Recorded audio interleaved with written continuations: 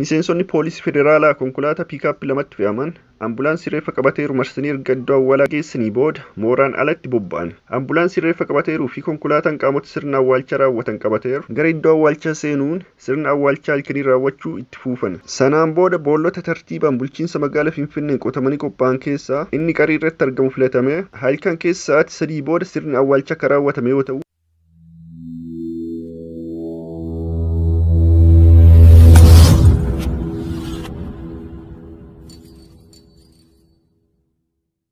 akkam jirtu hordoftoota chaanelii yeroo santu bakka jirtitti nageenyi rabbii isinif haa baay'atu dhaate erga gabaabduu akka qabadhee hadheera waan ta'eef hagumatti na hordofa. Odeeffannoon kiyya namoota maatii isaanii irraa adda bahanii biyyoota garagaraa jiraataniif hubannoo ta'a jedhee waan yaadeef barreeffama dheeraa afaan Amaaraatiin barreeffame tokko gara afaan Oromootti jijjiiree gabaabsee isiniif dhiyeessuuf yaaleera. Innis waa'ee koronaa vaayirasiitiin wal qabatee namoonni biyyoota alaa jiran osoo koronaa vaayirasiin qabamnee duune maatiin keenya nu awwaalachuu hin danda'u sodaa jedhu akka qaban dhaga'utti waan jiruuf odeeffannoo kana gurra isin buusuuf dirqamameera. Biyya keenya keessatti dhibee koronaa vaayirasiitiin yoo du'an maatii ofiitu nama awwaalaa? Sirna awwaalchaa irratti maatii fi firoottan yookaan ollaan hin argamu? Deebii isaa dhuma odeeffannoo isiniif dhiyeessu kana irratti argattan waan ta'eef hagumatti na hordofaa isiniin jedhaate amma kallattiiwwan gara odeeffannichaatti isin dabarsa. Gaafa guyyaa dilbataa guyyaa keessa naannoo sa'aatii 10tti hospitaalli waliigala eekkaa Kotobee jal'isiinsaan liqimfameera. Haalli miseensota poolisii piikaappii ambulaansota lama kanneen mooraa hospitaalichaa keessatti mul'atan biratti mul'atan isa barameen ala akka ta'e ni agarsiisu. Miseensonni poolisiis akkuma ogeessota fayyaa fi hojjettoota hospitaalichaa waan fuulatti haguuggatanii fi guwaantii godhataniiru. Jidduu kanatti ambulaansonni namoota 5 kanneen koronaan qabamuun isaanii mirkanaa'e qabatan walduraa duubaan hospitaalicha bira gahan. Namoonni sunniin namoota 59 dilbataan dura sa'aatii 24 keessatti qorannoon godhamee fi koronaan irratti argame. Namoota 5 keessaa inni tokko lammii Eertiraa yoo ta'u inni biraa lammii Liibiyaa akka ta'e ministeerri fayyaa Dr. Liyaan ibsaniiru. Dhukkubsattoota sanniin keessaa namoonni 4 seenaa imala biyya alaa akka qaban yoo ta'u inni tokko nama dhukkubichaan qabameeru waliin walitti dhufeenya akka qabu Dr. Liyaan ibsaniiru.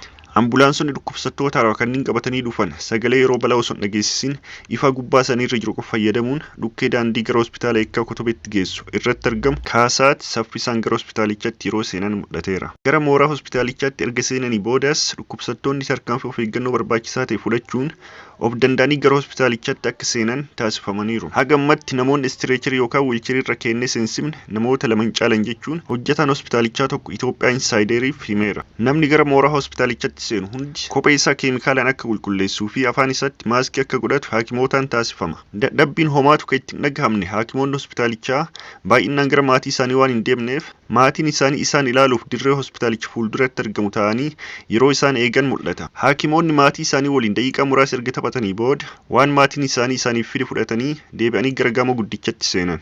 Turtii muraasa booda miseensonni poolisii federaalaa konkolaataa piikaappii 2 fe'amanii gara balbala hospitaalichaatti dhufanis maaskii fi guwaantii wal fakkaataa uffatanii turan.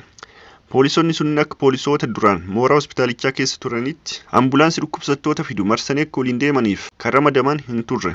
Wanti isaan garasitti dhufaniif nama yeroo jalqabaaf Itoophiyaa keessatti koronaa vaayirasiin du'e marsanii akka sirna awwaalchaa raawwataniif hatattamaan warra waamaman turan. Harmeen waggaa 60 dhibee koronaa kanaan du'an kun biyya koronaa vaayirasiin garmalee miidhe Faransaay irraa gara biyya isaanii ka deebi'an bitootessa 6 bara 2012 ture. Gara iddoo jireenya isaanii magaalaa Finfinneetti erga deebi'anii booda guyyoota 13 booda mallattooleen dhukkubichaa waan irratti mul'ateef gara iddoo fo'anii tursiisutti akka galan taasifamu ministeerri fayyaa Dr. Liyaan himaniiru. Bitootessa 22 bara 2012tti vaayirasichaan akka qabaman qorannoon erga mirkanaa'ee booda guyyoota sanirraa jalqabee guyyoota 6 iddoo namoonni dhibeen itti jabaate turan akka tursiifaman Dr. Liyaan beeksisaniiru. Sirni awwaalchaa manguddoo dilbata darbe jechuun bitootessa 27 lubbuun isaanii akka darbe ibsame amma raawwata jedhamus qaamni odeeffannoo mirkanaa kennu waan dhabameef bulchiinsi hospitaalichaa fi miseensonni poolisii federaalaa sa'aatii dheeraa akka eegan dirqamamaniiru. Bulchitoonni hospitaalichaa warra sirna awwaalchaa raawwachiisan waliin irra deddeebiin waliif bilbilaniis dhimmichaaf dafanii furmaata kennuun hin danda'amne. Kun kanaan osoo jiru reeffi yeroo sochii jalqabu ambulaansii tokkoo fi konkolaataa miseensa poolisii federaalaa lamaan marfamee ture. Konkolaataan miseensa poolisii federaalaa konkolaattota muraasa daandii irra fiffiigan daandii irra maksaa daandii Finfinnee cal'ifteerra saffisaan deema. Yeroo ambulaansii fi konkolaattonni poolisii federaalaa Kootobee Magganaanya darbanii gara 6 kiilootti qajeelan namoonni karaarra deddeemaa turan dhaabbatanii yeroo isaan laalan mul'ata. Miseensonni poolisii federaalaa konkolaataa piikaappii lamatti fe'aman ambulaansii reeffa qabateeru marsanii erga iddoo awwaalaa geessanii booda mooraan alatti bobba'an. Ambulaansii reeffa qabateeruu fi konkolaataan qaamota sirna awwaalchaa raawwatan qabateeru gara iddoo awwaalchaa seenuun sirna awwaalchaa halkanii raawwachuu itti fufan. Sanaan booda boollota tartiibaan bulchiinsa magaalaa Finfinneen qotamanii qophaa'an keessaa inni qarii irratti argamu filatame. Halkan keessa sa'aatii 3 booda sirni awwaalchaa kan raawwatame yoo ta'u, naannawa sanitti jaalleewwanis ta'e firri harmee sanii akka argamu hin taasifamne jedha.